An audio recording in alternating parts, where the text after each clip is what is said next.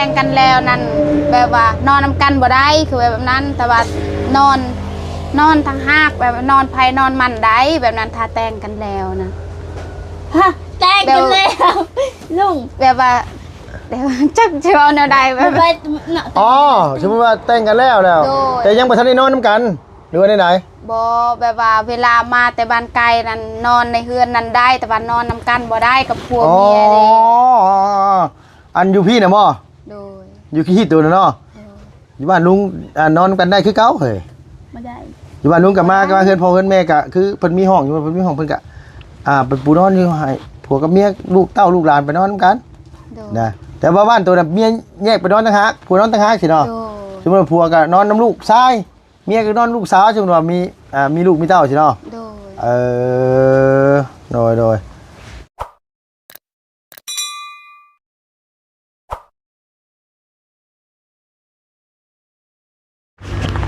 ไปพี่น้องเอ้ยเนาะหลังจากมาแต่หามันแก้วมันแก้วโดยสบายดีสบายดีเด้อเด้อเนาะสบายดีอีกรอบนึงพี่น้องเอ้ยสาวมีมาแต่คุดมันแก้วกับน้องจะดีกับมันว่าน้องละวอนพอดีว่าสิมาเล่นน้ำสลามาบอกเพิ่นก่อนพี่น้องสิเมื่อบ้านเมื่อซองเมื่อเล่นบุญปีใหม่ลาวอยู่บ้านก่อนเนาะพี่น้องเลยกันบุญบังไฟเนาะโอ้อยู่บ่เนาะอยู่บ่เอ้ยว่าสิมาชวนเมื่อบ้านน้ำได้นี่นะไรน้ำปลาไม้นี่เห็นหน้าเห็นตาเลยเนาะน้องบัวไว้เนาะเฮ้ยฮ้อนแห้งเนาะไปขึ้นไปขออนุญาตขึ้นเฮือนนี่เด้อนั่งเด้อโดยตัว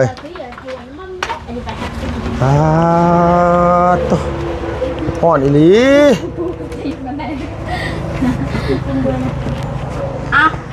บ่ฮ้อนบ่ล่ะนี่นะบ่ล่ะฮ้อนบ่นางมานั่งมุมนี่เลยมันแจ้งเลยไปมุมนั้นมันบ่แจ้งแต่งกินอยู่นี่บ่เฮือนครัวอยู่นี่บ่นางเนาะได้ยังเคยจ่ามื้อนี่น่ะเอาไม้โอ้จ่าบางใส่มะใส่ผักเน่าบ้านที่เจ้าคือมักใส่ผักเน่าว่ะบ่มักบ่มักตะกี้เฮาบ่ได้กินเลยหลายตะกี้ผักเน่าเฮาบ่มักเลยตัวเอาเมื่อลิ้นบุญวงไฟอยู่บ้านเด้เนาะอย่าไปพุ่นอีกนิดนึงนี่บ่แจ้งอยู่บ่ล่ะพี่น้องเบิ่งได้ยินบ่ผู้สาวเมื่อเฮบวชอยู่บ้านเด้ว่ะมีแต่คนซ้ำสิเอาผู้บ่าวนี่แหละลุงคนอยู่คนสาวโดยเจ้าก็คือกันเจ้าฉันใหญ่สิครับเอาสวัสดีเด้อเพิ่นเนาะโดยสิมาบ้านได้หลายมื้อนี้นะผมเมื่อเล่นบุญบ้านบ่เมื่อบ่เคยไปไกลๆสุดนี่ฮอดใช้น้องฮอดใช้ไปไกลสุดโตสำหรับในชีวิตโตนะเคยไปบ่เวียงจังซี่บ่เคยไปงั้นบ่เคยไปจักเทื่อเวียงนี่บ่เคยเนาะไกลสุดไปฮอดใช้น้องเสปนไกลสุดฮอดเสปนโดยเสทมวกเสหยังนี่ก็บ่ได้ไปเนาะเคยไปเฮ็ดเวียกไกลสุดในเสปนโดยกาแค่นว่าไกลมันจี้นะบ่ไก่ชุดนะบ่โอ้ทักเวไปว่าอันวิลาผู้คนนั่นแหละติแม่นบ่นะบ่แม่นมาทางเวลาบ่ฮู้จักฮู้จักแต่นะบ่ไกลสุดสำหรับตัวแล้วนั่นน่ะเวลาต่างประเทศนี่ได้ไปประเทศไหนเฮ้ยต่างประเทศคันว่าเบิ่งเวียดกะฮอดคาทรันว่าไงไปประเทศต่างประเทศนี่คือไปได้ไปเวียดนี่เนาะโดยไทยนี่เคยไปบ่ไทยบ่เคยบ่ผมไม่เคยไปใช่มั้ยลุงอย่ามาถามซิไทยก็ได้กล้านี่นะหมายความว่าจริงๆยินหลายคนว่าได้แบบว่าเขาคือเขาสาวละน้อยสาวสาวน้ำสาวเฮงอย่างเช่นเราบอกว่าชุดโตดุเลยชุดโตบ่เคยไปใส่แล้วบ่เราบอกนะงานแต่งอย่างที่ชุดโตเคยไปบ่ไปบัดเซิร์นอย่างเช่นนะกันบัดเซิร์นก็ไปแต่บ้านวังบิ้งบ้านตะแฮงกูมีบ่เคยถึกบัดเชิญสลาน่ะแม่แล้วถึกเนาะสลาบ่สิถึกบ่มีตัวบ่เคยถึกบ่บัดเซิร์นนางบ่เคยบ่มีหมู่มีฮอดหมู่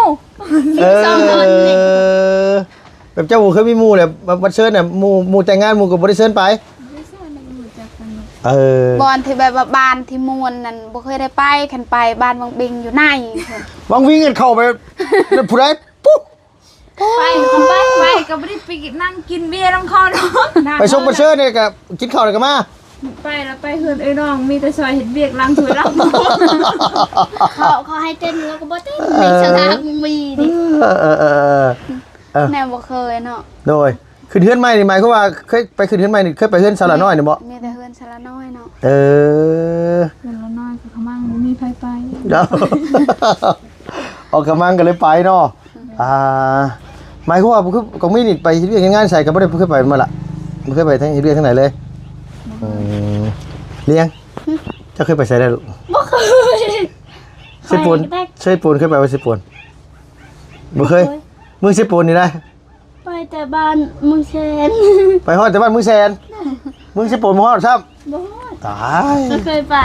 โดย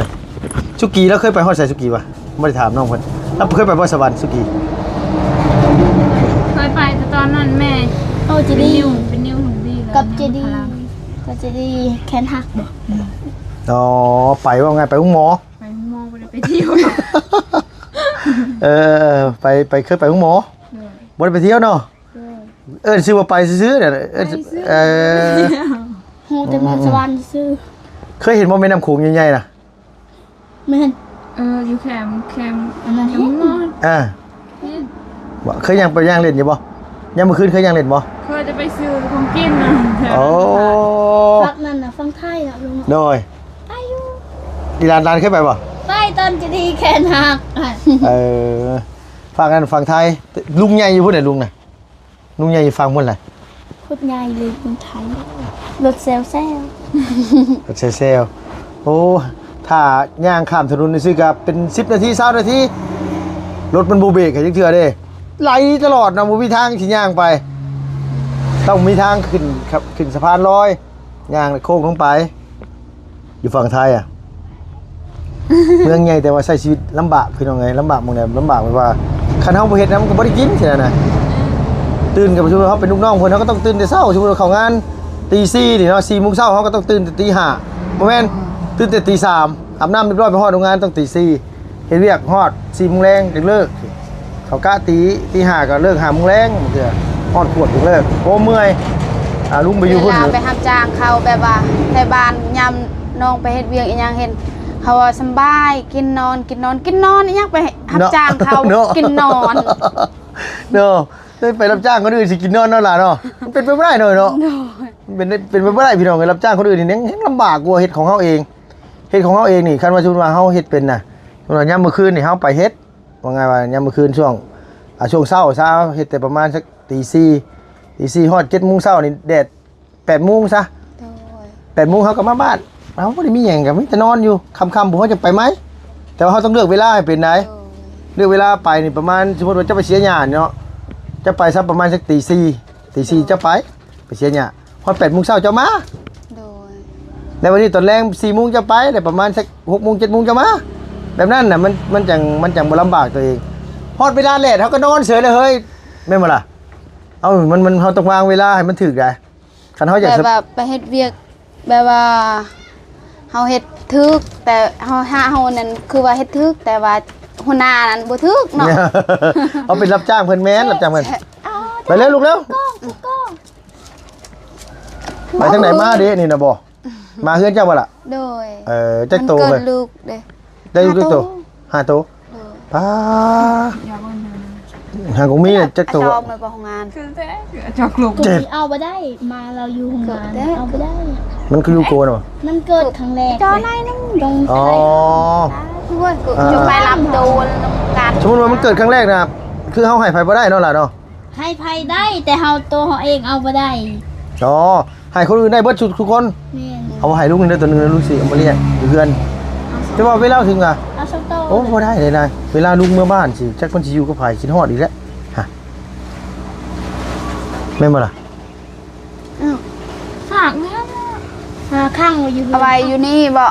แม่นคันเลี้ยงก็ต้องเลี้ยงไว้อยู่พี่เพราะว่าให้มันเห่าคนเวลายามคนมา อ้าวก็บ่มีไผเลี้ยงเวลาลุงมาบ้าน นั่นแหละจังหวะน่ะ ให้กูมีไปเกลือตลอด มีแต่จ้างนักเลี้ยงนี่ไปเกลือ เรียกก็คงมีขี่รถไปมื้อเช้านี่เอิ้นใส่บ่ได้ยินทำท่าบ่ได้ยิน เฮาบ่ได้ยิน ก็ อีกก็ไม่ไปใส่ไม่ซ้ นานเจ้าบ่ฮู้บ่ ำ นี่ก็ไปนี่ เด้อ ไปลง เปิด เร็ว แซงไปเด้อ เริ่มเนี่ย ลง ไปเด้อ ลงแล้ว แซงไปเด้อแต่ก่อนมันก็ไป ดีฮะ แน่น อ้าว เขาบอกให้นอนก็นอนบ่อยู่นำกันมาจักปีแล้วเนี่ย 3-4 ปีแล้ว มาตัวนึงอ่ะเขาบอกให้ไปน้ำลังแล้วก็ไปน้ำลังแต่เชี่ยแล้วเขาลักเนาะ ตัวใหญ่แล้วบ่ ตัวนั้นง่ายกว่านี้ ซัมซิโก้เนาะ อืมเขาเบียดมาลักเลย จักบ่ฮู้จักไผ เขาจับไปเลยใช่ไหมเนาะ โดย เขาบอกให้ว่าไปน้ำลังมันก็ไปน้ำลัง อืม บอกให้ทามันก็ทา แต่ว่าไงคือแบบว่าคือบ่ได้ค่อยไปใส่มันก็บ่มีหมูนะน้องเนาะ โดย ชุดตัวใหญ่มากกัน2คนนี่บ่ ใหญ่มากแต่ว่าแบบว่าเวลาแต่น้อยๆน้องสิมักไปเฮ็ดเวียกซอยแม่อยู่แบบว่าเราก็ไปเฮ็ดเวียกของเราเห็นแต่น้อยๆบ่มักเล่นนํกัน อ๋อแต่น้อยบ่ค่อยเล่นน้ำกันบ่ได้ โดยมักแบบว่าแม่มักไปสวนไปนี่ไปนาเรียนกานำกลแม่ตลอดเลย คือของมีคือกันแยกกันเฮ็ดสิเนาะเอาล่ะนี่กับว่าไงว่าล่ะมีหมู่จักคนเฮ้ย หมู่ก็แบบว่าหมู่ชนิดบ่มีแต่กงมีนี่แล้วแบบว่าลืมเคยมีอยู่เห็นแบบว่าบางสกีแบบว่าลืมเคยเนาะเขาแฮงยังก็ฮู้จักอยู่ไปใส่ก็ฮู้จัก น้อยแต่ว่าเฮาบ่ได้สนิทกับเขา โดย ว่าไงว่าฮู้จักอยู่แต่ว่าบ่ได้สนิทเนาะ โดย เฮาอยากถามแม่ดิแบบว่าชวนลายนะแบบผู้สาวทั้งนี้นี่ชวนลายสิบ่รอด15 16ได้เอาผัวจะได้สุดโตขึ้นรอดบ่ได้ฮอด20ปลายปี จักแล้ว ฮะ หล่นน้ำลายแล้วเต้นถูกไว้ บ่ถามมาลาก่อนเลือกบ่เฮ้ยดิว่าบ่มีคนจีบน้องถามแม่ดิ คันว่าเลือกก็เลือก คันว่าเลือกก็เลือกเนาะ โอ้ย บ่แม่นว่าบ่เลือกเลยเนาะเลือกอยู่ว่ายังไงซะ ยอมรับว่าเลือก แบบว่าอยากได้คนดีเห็นแบบว่าคือน้องนั้นอยู่2คนแม่เด็กคันเอา อยู่2คนกับแม่ โดยคันว่าเอาคนผิดนี่คือว่าแม่ก็ทุกข์น้องก็ทุกข์ ว่าไงว่าคันคือว่าเฮาเอาคนบ่ดีมาในครอบครัวเฮาเนาะ โดย 3 มื้อดี4 มื้อตีก็บ่ไหวได้หน่อยเนาะมันเด่นแม่เป็นทุกข์นำ โดย ก็เลยเลือกแน่ โดย สเปคตัวแบบใดสเปคตัวสมมุติว่าเนาะซ้ำคือลุงเป็นผู้บ่าวนี่สเปคตัวอยู่บ่ อย่างหูจักเลือกแบบบ่ฮู้แบบว่าบ่ฮู้เด้ คนอายุลายกว่าหรือว่าคน อายุคนอายุประมาณไหนรุ่นเดียวกันหรือว่ารุ่นน้องหรือว่ารุ่นหลายอายุหลายกว่า รุ่นอาย รุ่นอ้าย โดย อ๋อจะบอกไงคือซ้ำลุงนี่พลาดแน่เนาะจะมาชุดบ้านได้พี่น้องเอ้ยเป็นผู้บ่าวเนาะเฮาอายุหลายกว่าสิเนาะ โดย เอาเรื่องนิสัยบัดนี้เรื่องนิสัยซ้ำเฮานี่พอได้บ่ ชอบเต้น ชอบตี โอ้ แม่ ตดนะ โอ้ โอ้ยมา มันบ่ได้กินข้าวเลย โอ้ยพี่น้องเอ้ย ลูก เปิดในมือยั่วแซงไปเด้อแซงมาไปเด้อเอ้า ลงในนี้เลยมานอนต้นให้กันดมมานี่ไป เมื่อนั่นก็วิ่งกินข้าวกันกับ โอ้พี่น้องเอ้ยครั้งแรกที่ว่าลูกได้กินแบบนี้น่ะอันนี้คือกินต้นหมาเลยเนาะโอ้บ่แปลกที่มันเอิ้นเครืออย่างว่าเครืออันทีนั่นน่ะมันกินแบบนี้แหละอย่าถามต่อยังมาต่อเอาเรื่องนั้นผ่านก่อนเอาเรื่องตัวนี้แปลว่าคือเลือกแล้วน้องเนาะ โดย คือเขาอยากได้คนดี โดย ใครชูว่าเอาก็ต้องมาเฮือนเฮาเองเนาะ โดย ใครชูมาเฮือนเฮาเองขึ้นเฮือนบ่ได้สิกะสมมุติว่าขึ้นหลังนั้นบ่ได้มานอนหลังนี้ได้บ่นี่ บ่ได้ หลังนี้ก็บ่ได้อีก โดยยังติดกันเลย อ๋อมันติดกันสิ โดย ต้องออกต่างหากอยู่ต้นมะม่วงต้นขามพู โดย ใครชูว่ามาอยู่กันใหม่ๆเฮายังบ่มีหยังเลยได้แบบว่าเฮาสิเฮ็ดได้เฮาเอาไม้มา มาคุมไว้ เดี๋ยวเบิ่งคิดภาพเบิ่งเฮาสมมุติว่าคอกันปุ๊บเนาะพี่น้องหรือว่าเอากันปุ๊บแล้วสิมาอยู่นํกันใช่ไหมพี่น้องยังบ่มีเฮือนมีซ่านน่ะ คอกิน สิ่งแรกต้องเฮ็ดนี่ต้องเฮ็ดตูบก่อน โดย เห็นบ่เฮ็ดตูบก่อน โดย ไม่เป็นปีกใส่ก่อนตอนนั้นเนาะหรือว่าไม่ เอาไปก็ไว้ เอาไว้กล้วยมาปูเนาะ โดย เอาไว้กล้วยมาปูเนี่ยที่นอนใช่นอนไปก่อนว่าไงซะหลังคานี่ก็เอาไผบัดเนาะ โดยเอาไปบ้าน คันที่มันขึ้นเฮือนกันบ่ได้เลยบ่ล่ะ ขึ้นเฮือนแบบว่าแต่งกันแล้วขึ้นเฮือนนั่นได้ เข้าใจว่าที่ว่าฉันได้แต่งนี่นะชุดว่าเป็นผู้ว่าผู้สาวนี่ได้เนาะน้องเนาะได้ว่าเป็นผู้ว่าผู้สาวก่อนนี่นะ ได้ คันที่ว่าเป็นผู้ว่าผู้สาวก็ซื้อนี่ได้เนาะ โดย คันที่ว่ายังเป็นผู้ว่าผู้สาวกันเป็นแฟนกันนี่ได้ โดย ถ้าสมมุติว่าเพิ่นเป็นผัวเป็นเมียเป็นคอเป็นไหวเรียบร้อยแล้วนี่เป็นผัวเป็นเมียมีไหวเป็นตุ้มต้านเรียบร้อยแล้วนี่ว่าไงผีสางนางไม้เพิ่นฮู้เบิดแล้วนี่บ่ได้บัดนี่ โดยก็ได้ ต้องก่อนสิคอนี่ต้องมาเฮ็ดตูบก่อนไปตัดไม้ยังพอใกล้แล้วไปตัดนะพี่น้องเอ้ย ไม่พาใกล้ ไปเฮ็ดพอใกล้นะมาก่อนพี่น้องเดี๋ยวจักมาอยู่นำได้เนาะ โดย ป๋อ ลำบากเนาะ ลำบากเลย มันเห็นมันไม่เห็น คือสมมุติว่าคือแบบ ไม่ตะกูอ่อน ถ้าเป็นลุงนะพี่น้องถ้าลุงไล่นี่แล้วเมียทั้งนี้นะลุงสิบ่ให้เข้าแล้วแบบศาสนาเจ้านะ โดย ลุงสิเอาเข้าศาสนาลุงเข้าศาสนาพุทธแปลว่าเวลาลูกเฮาใหญ่มาแล้วเฮายันเขาได้ลูกได้ผัวมาเลยยันเขาขึ้นเฮือนเฮาบ่ได้ โดย บางทีสมมุติว่าผัวเขาทางไกลได้สาวสมมุติว่ามาแต่สวรรค์เนาะมาหาบ่เฒ่าไม่เฒ่าบ่ทันได้แต่งสมมุติลูกสาวเฮาลงไปเฮ็ดเวียกอยู่สวรรค์ไปพ่อผัวเขาอยู่สวรรค์น่ะแม่นบ่ล่ะ เข้า โดย บ่แม่นว่าไงว่าไปพ่อลูกพ่อผัวนะพ่อผู้บ่าวเนี่ยเขาแต่งกันเขาเอากันสิเนาะล่ะเนาะ โดย พอฮู้แล้วทั้งนี้เพิ่นจำผีว่าลูกสาวผัวแล้วเด้อมันลูกสาวพาลูกเขยมาเฮือนสิเนี่ย ขึ้นเฮือนบ่ได้ ให้เขานอนไสเฮาถาม นอนตารางเฮือน ยามฝนตกกันนะยามฝนตกจ้าอยู่อู้ ยาม ตา คนตกกะเป็นผิดเด้อ เนาะอันนี้แค่นี้มาเลยก็ขึ้นเลย แต่ว่าขึ้นแต่จริงน่าจะขึ้นได้เนาะลุงว่าเนาะพอแต่จริงแล้ว ขึ้นได้แบบว่าแต่งกันแล้วเด้ อันนั้นจะว่าขึ้นแต่จริงบ่คันชูแต่จริงกับผัวนี่ไอ้น้อยเราต้องให้ขึ้นเลยเขาว่า ขึ้นได้ ขึ้น เนาะ ได้เราคือ เราบ่ได้ถือเนาะ โดย เราบ่ได้ถือใช่ไหมแบบว่าเราบ่ได้ถือแบบเราถือฮีดคือแบบทั้งบ้านลุงสิเนาะ โดย คือทำกับ ถือศีลทำนี่ต่างหากเลยพี่น้องเอ้ยศีล ถ้าว่าแต่งกันแล้วคือว่าแต่งกันแล้วนั่นแบบว่านอนนำกันบ่ได้คือแบบนั้นแต่ว่านอนทั้งหากแบบนอนไผนอนมันได้แบบนั้นถ้าแต่งกันแล้วนะ ฮะแต่งกันแล้วลุง แบบว่าเดี๋ยวจักจะเอาแนวใดแบ ไป บ ไปเนาะ อ๋อสมมุติว่าแต่งกันแล้ว โดย แต่ยังบ่ทันได้นอนนํกันหรือว่าไหน บ่แบบว่าเวลามาแต่บ้านไกลนั่นนอนในเฮือนนั้นได้ แต่ว่านอนนำกันบ่ได้กับผัว อ๋อ เมียเด้ อันอยู่พี่น่ะบ่ โดย อยู่ขี้ตัวน่ะเนาะอยู่บ้านลุงนอนกันได้คือเก่าเฮ้ย ไม่ได้ อยู่บ้านลุงกับมาเฮือนพ่อเฮือนแม่ก็คือเพิ่นมีห้องอยู่เพิ่นมีห้องเพิ่นก็เป็นปูนอนอยู่ให้ผัวกับเมียลูกเต้าลูกหลานไปนอนนำกัน โดย นะแต่ว่าบ้านตัวน่ะเมียแยกไปนอนต่างหากผัวนอนต่างหากสิเนาะ โดย สมมุติว่าผัวก็นอนนำลูกชายเมียก็นอนลูกสาวสมมุติว่ามีลูกมีเต้าสิเนาะ โดย โดยทุเสียแล้วหรือบ่อย่ามัน ยามันยังบ่ทันเสียส่วนตัวนี้ส่วนติดทาง ส่วนไหนส่วนที่ว่าลุงชายเจ้ามื้อนั้นนะ ตัวนั้นแล้ว ส่วนตัวไหนค่ะมีตัวไหน ลุง ตัวลุงก็มีเหรอ สองส่วน มี2ส่วนบ่ โดย ก็มีอีกส่วนนางตัวสองคือกันเจ้าของสวนมันซ้อสวนมันว่าไงเศรษฐีสวนมันพี่น้องไง เศรษฐี เศรษฐีสวนกล้วย ที่ชุงมันเบิ่งเพื่อนชวนมันมืดอ้างเนาะสิทีไร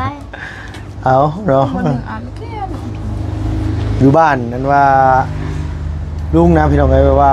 ยามนี้เขาเจ้าสิบ่ได้เฮ็ดมันเฮ็ดหยังเลยยามนี้อยู่ซื้อได้บ้านเฮาน่ะแต่ว่าก็เฮ็ดแต่ว่าเขาเจ้าปรับดินปรับหยังไว้เวลาฝนตกมาผู้เพิ่นจังเฮ็ดอันนั้นน่ะอยู่พี่เวลาฝนตกมาแล้วเฮ็ดบ่ได้บ่ล่ะ มันต้องไปเฮ็ด บ่ มันม่วนเนาะฝนตกเนาะ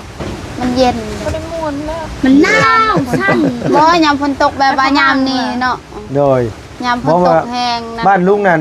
มันมีแต่ว่าแบบว่าฝนตกแล้วเพิ่นจังไปปลูกใช่นะมันน่ะนะ โดย ฝนตกแล้วจังไปปลูกบ่ได้ปลูกแบบปลูกยามนี้บ่ได้ปลูกเลย มันเลอะเทอะมันเป็นแบบมันติดแข็งติดเจอมันไปไม่ได้ ในบ้านที่เจ้าแบบปลูกตั้งแต่หน้าหนาวเนาะน้องเนาะ โดย เดือน12เนาะกดมันแล้วก็ปลูกเลยทำมาไปปอดได้เนาะ โดย ลุงมาเห็นตอนแรกๆแต่3-4 ปีที่ผ่านมาลุงตกใจว่าเอ้าเขาเจ้าคือปลูกมันยามนี้ลุงมา ไปทางเมืองนองเลยนะ จะปลูกมันปลูกกล้วย แต่ว่าปลูกกล้วยหลายดีพี่น้องไปทั้งบ้านบ้านสุดเนี่ยเขาทั้งบ้านกู้เลาะไปทั้งบ้านสะทึมทั้งนี่เลาะคอยบ้านกระตูบยังไงนะ เจอcái gì nặng xong cái gì เกี่ยมองเกี่ยกันนี่ เป็นหยัง ไม่ยัง ฮะเป็นหยังเวียดน้อย มีอยู่เลยคือทีมงานเนี่ยทีมงานกับลูกเครื่องเบียดน้องผัดไส้ โอ้ก้อนระเบิด น้องผัดไส้นะแล้วเคยมาถ่ายเจ้าปะแล้วก็ลูกเวียดคือกันลูกเครื่องคือกันลูกเครื่องคือกัน เรามีแฟนเราก็เห็นแฟนแล้วมาเลย เห็นป่ะน้องผัดไส้พี่น้องเอาแล้วก็เป็นลูกเครื่องเวียดพ่อเราเป็นเวียดแม่เราเป็นลาวอันนี้แม่เป็นเวียดพ่อเป็นลาวนี่นะ และก็เป็นคนละเทิง ลาวคือกันแหละแล้วเทิงเรารุมกับลาวคือกัน มันเป็นยังชาวเวียด เอาเจ้าบริเฮียนเนาะไปเรียนที่น้ำลุงอันว่าพญาน้อยน่ะพญาน้อยแกตีอะ ไอ้กระเต็ก ฮะ แล้วจะไปสกาโน่ เราหาเกมมาพญาน้อย บ่เพิ่นเราไม่ได้ฮะ นี่ เรากล้าซื้อ ไปเฮียนเล่าแหละ ลูกเรายังไม่ได้ช้อนเราไม่ได้ช้อนช้อนเท่าเอง เราให้เมื่อยแต่ไปขายไก่ให้ก็สอน ไปเจอกันให้กันตลอดดิโอ้ยอยู่ที่เบื่อบ้านแล้วพี่น้องไอ้รอน้องกี่มาก่อนแป๊บหนึงเนาะน้องเพิ่นไปตัดผมมาฉันว่า สกี ผมมีเมื่อ บ่ บ้านเลยล่ะเมื่อบ้านก่อนได้ปะตัวกระสีเงียบเลยได้2-3 มื้อ3-4 มื้อเพิ่นเงียบแน่นั่นนึง ลูกมึงมาวันที่เท่าไหร่ 15ประมาณ14-15 วันนี้วันที่10เนาะ หามื้อเป็นที่หามื้อเมื่อบ้านพอดีแล้วพาน้องอันสลาไปหาตึกปลากินอยู่หน้าพุ่น มื้นบอกไปหา ฮะ มื้นเนาะลงไปหาเนาะ มื้ออื่นบ่ได้มื้อนี่บุญบังไฟ มื้นไพ่ แน่นมื้อนี่บุญบังไฟเลยมื้อโฮมเลยมื้อนี่ม่วนกุ๊บเลยมื้อนี่นะ30โตดำยังว่าอยู่มายันแหล่ปันนั่นหมดแหละฮะเอาอยู่บ้านลุงเขาเล่นบุญบังไฟโตดำนะเอาน้ำมันทาเคยเห็นว่าอยู่ชายแดน กูเห็นคนไป จะเคยเห็นบ่ลูก คนไปเถอะเนาะ เขาก็สิเอาน้ำมันมองหม้อนี่เอามันก้นหม้อนี่มาผสมกับน้ำมันพืชน้ำมันก้นหม้อมาผสมกับน้ำมันพืชแล้วก็ทาโตโอ้ย3 มื้อยังบ่ออกอยู่อาบน้ำน่ะนะไงอ่า ท่าได้หน้าซื่อๆฟิวซีแลนด์ อยู่บ้านลุงทาบ่โตเลย ท่าได้หน้า ปากก็เบื่ออันตา ตัวอยู่องเหตุก็เปล่าอะไรแบบมาช่วย อยู่บ้านลุงทาบ่โตนั่นแหละแต่ชั่วโมงนี้เพิ่นบ่อยากให้เล่นปานใดแล้วมันอยากเปื้อนไปซั่นว่ามันอยากอันนี้ แต่สิเมื่อบ้านก็ช่วงแรงๆเพิ่นแหละพี่น้องมันเล็ดเอานอนก่อนคอยขับรถเมื่อ บึนอักตะตาเป็นไง ส่งคันรถว่าคันเดียว สกีคันหนึง บ่คันเดียว กัน ขี่น้ำกันซ่อนกันเมื่อเบายาวกับบ่ตูนลุงกับน้องจุกี้แล้วก็ มาเพิ่งผู้เดี บ่ ยว เพิ่งผู้เดียวแล้วบ่ไล่ก็บ่ได้เมื่อบ่ไล่คือว่าบ่เมื่อ เราเมื่อ แล้วบ่เมื่อบ่น่ะ แม่นเราอยู่ เอาเราอยู่หยังวะ โอ้กันเราว่าเป็นที่ซ่านเลยใช่ไหม เอ้าแม่นบ่ แม่ โอ้บ่ธรรมดาได้บ่ไล่นี่ตั้งใจหาเงินดีแล้วเนาะ เอาหัวยังอยู่เจ้าหัวยังนี่ อ้าวเราตั้งใจหา ทาง เงิ นั้น น เนาะเราอยากเรียนบุญเนาะ ดูแม่เราไปเฮ็ดหยังนี่ เราไปช้อนกับแม่จริง ไปสอนทั้งในเฮ้ยน่ะ ๆอยู่พุ่นอยู่เทิง สอนน้ำหวยได้บ่ เด้อ ได้บ่ น่ะกระเป๋าเดินเราไปซ่อนบุญจะอยู่กูน้ำแต่ก็ดาวเนี่ยดาวไว้ ไปอยู่ไปอยู่ทางแล้วก็ดันไปอ่ะ ไม่บอลน้ำปอก หายาว บอลกำเนิดน้ำปอก ป้องกันไว้น้ำก๊อกพูบ่ยังหลายบ่ให้เข้าดิ ยัง ใส่เบิ่งดูอ่ะ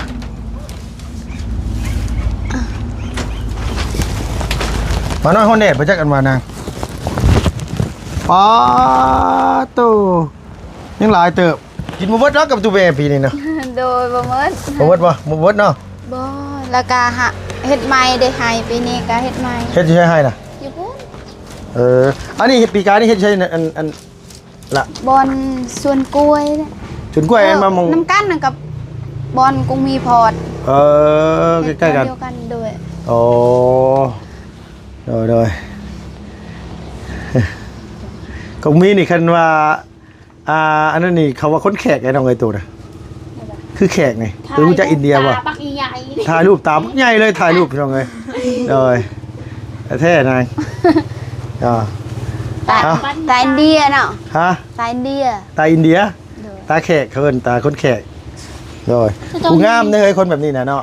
งาม อ๋อคนแบบนี้น่ะคันเราจัดฟันนี่แฮงอ๋อ เศร้า ปีนี้อายุเท่าไหร่นางตัว21ปีใช้เบิ่งในสมุนคุยคือว่า28 โอ้กูก็อายุเนาะตัวเนาะ หมู่บ้านนี่พากันเที่ยงก็พอบะไก่ ว่า เราอายุ31แม่จะดี32ปีเราเป็นอายแต่31พากันทั่ววานนี่ โดย ตัวไกลละ35เดี๋ยว36แต่ โดยโอเคฉันเอามือบ้านก็เด้อนางเด้อสบายดีเด้อโดย สบายดี มาบอกเพิ่นพี่น้องเอ้ยเอาไม้มาให้พุ่นลุงเนี่ยเท่าได้เฮาน่ะแล้วฮู้ว่าเฮาอายุเท่าไหร่แม่ 12 41เท่าขึ้นมาโอ้ว่าๆกันได้เนาะ 47 50บ่ลุงกับพ่อเขาเลี้ยงให้เป็นอายลุง พ่อเลี้ยงน่าจะเป็นอ้ายอยู่ประมาณเดือน2เดือนนี่แหละ พอเคยอายุ39ลุงเอ้ย พ่อเจ้า39บ่แม่นเด้ 40แล้ว บ่ถูกแล้วว่า40อ๋อฮู้แล้วว่าต้นหมากอันนี้ต้นหมากเมาเนาะเฮ้ยเนาะแม่นบ่ โดย ภาษาลาวเอิ้นต้นหมากเมาเนาะน้องเนาะ ย่ำเขาเสียยาให้กับมันสุกเนาะมันสุกได้มากได้แลหั่นน่ะว่ะเอามาปลูกว่าอันน้อย แม่เอามาแต่บ้านลุงดิ่ง เดี๋ยวไป ช่องกุ๊กแต่ว่ากุ๊กนึงนั้น โดย เด็กน้อยเราหักกับมันยังไม่ทันใหญ่ อันนี้นี่ใบมันนี่ใส่ต้มไก่เนาะใบมันสุดต้มไก่แซ่บได้ ต้มไก่ แม่นโอ้ใส่แซ่บเชื่อลูกใส่ต้มไก่แซ่บแอมแซ่บ สิเลียง โดยใบหมักอันนี้พี่น้องไงใบหมักเมาเนาะ โยไว้ชื่อชวนอะไรแบบว่าคือตามที่ลุงวาวบอก ยัง ว่าแบบใดแบบว่าคือตามที่แบบลุงบอกกินว่าใส่ติดมือ ไปพี่น้องกันเนาะขออนุญาตจบคลิปก่อนพี่น้องเนาะขอบคุณหลายๆอยู่ดีมีแห้งพี่น้องเนาะขอบคุณหลายๆพี่น้องเอ้ยอย่าเจ็บอย่าจนน้ำไม่รวยสุขภาพพานามัยแข็งแรงเด้อพี่น้องเด้อสำหรับคลิปนี้ไปแล้วพี่น้องบ๊ายบายสบายดี